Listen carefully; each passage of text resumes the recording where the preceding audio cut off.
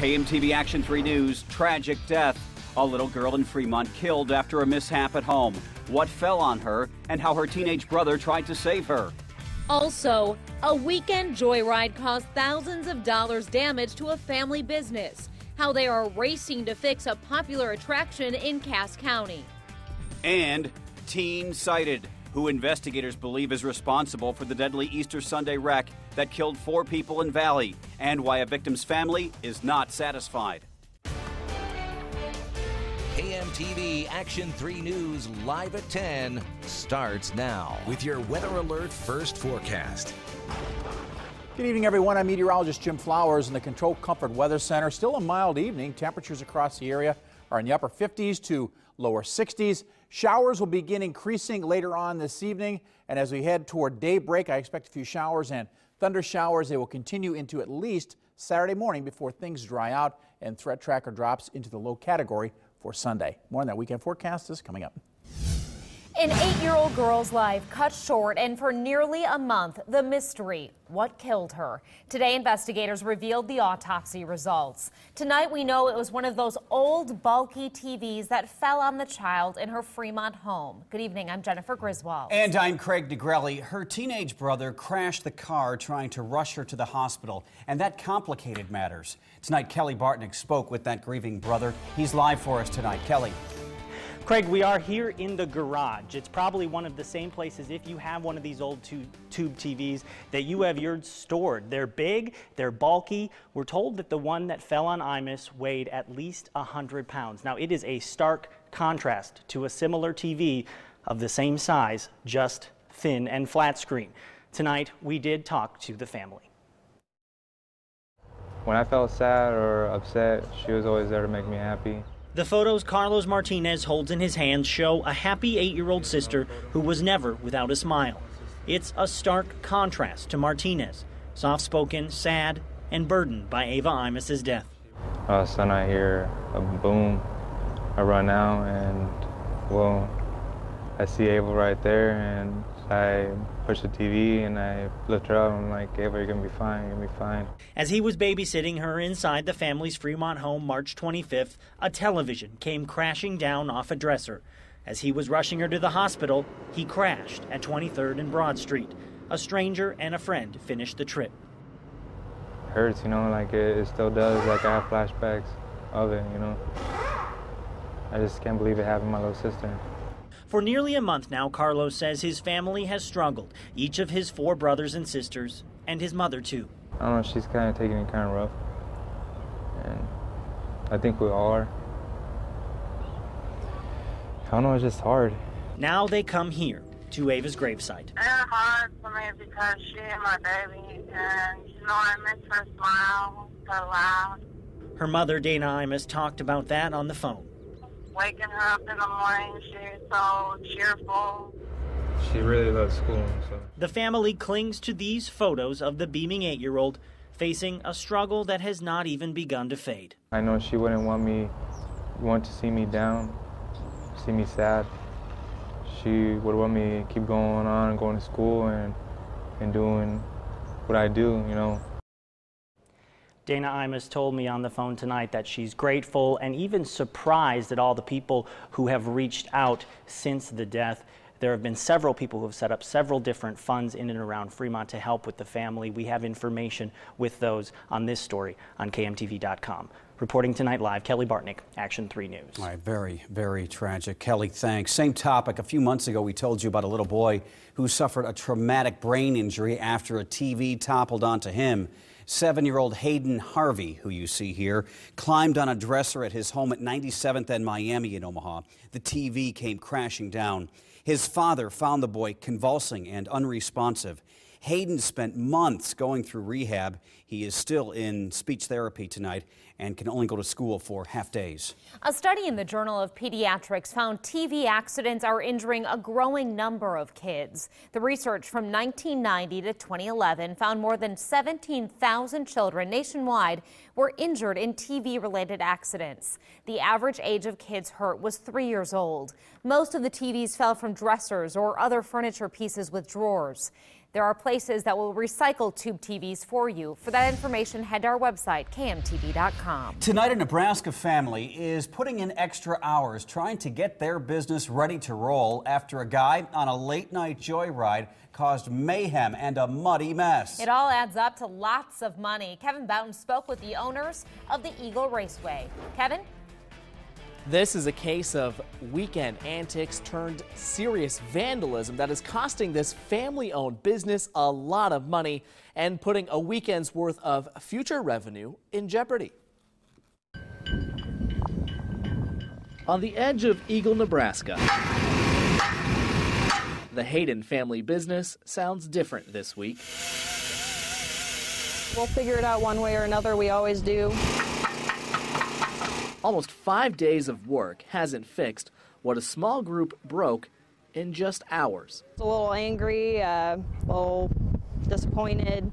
28-year-old Stuart Snyder told Cass County deputies early Sunday morning he wanted to try out the four-wheel drive on his new Dodge pickup truck. So he drove onto the track's property, around to an area near a small pond. Then they got stuck in a huge mud hole, and that's the muddiest part of this whole place, is down there by the pond. Snyder told deputies he commandeered the track's heavy-duty trucks in his efforts to free his truck. It didn't work. Yeah, I don't know what they were thinking, trying to get it out of there, I guess. The next day, he called and explained his predicament to the track's owner. At first, we thought nothing of it really until we got out here and realized all of our equipment was damaged. One water truck needs a new tire.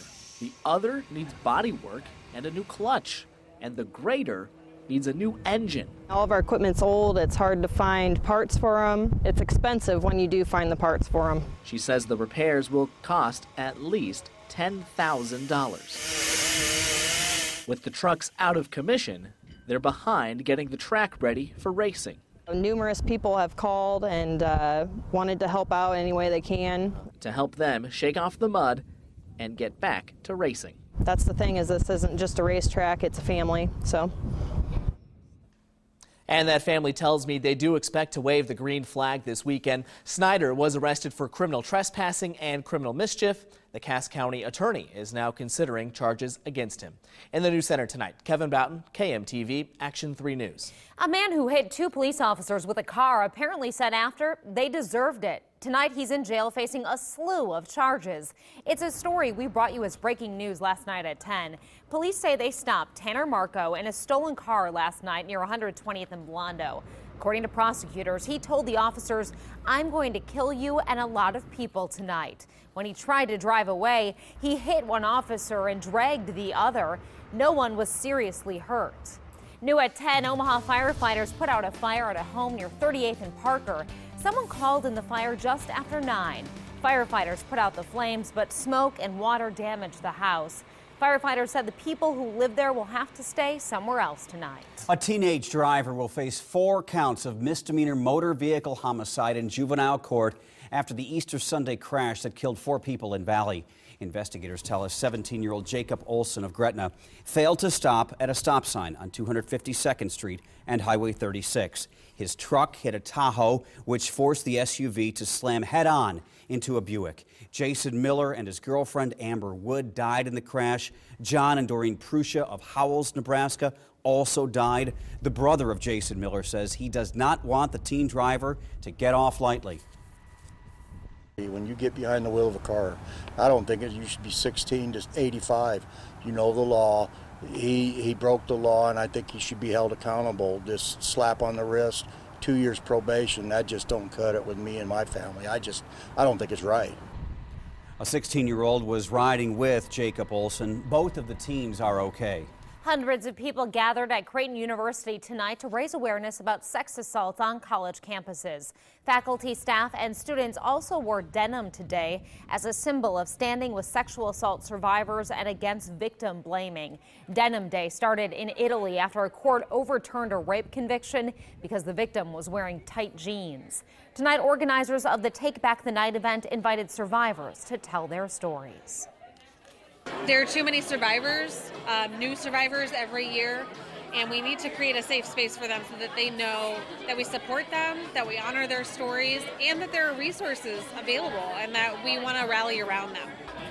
Organizers say tonight's large turnout is proof students are making sexual assault awareness and prevention a priority. Our meteorologist Jim Flowers is here. Great night for a walk. But Jen, I understand that changes are in store. Yeah, today was great, but now the rain comes. Yeah, that's the way it looks. Have showers on the way probably as early as the morning drive, and then again tomorrow night. Let's take a look at Threat Tracker, folks, going into the weekend. Again, we could see some showers just in time for the morning commute. Then probably a break as we head toward lunchtime, and then they'll redevelop tomorrow night and then continue into Saturday morning. Right now, and it still appears this way, that Sunday will be the best day of the weekend. Should be dry. Threat Tracker on the low side. If you've been out at all this evening, maybe for an evening walk, temperature quite mild, 60 degrees, a little bit of a breeze out there. Winds are currently southeast at 16 miles an hour. Across the city, temperatures are running in the 50s and lower 60s, a bit cooler in Gretna, currently 57 on and off at Air Force Base and at the Council Bluffs Airport. They're also checking in with a reading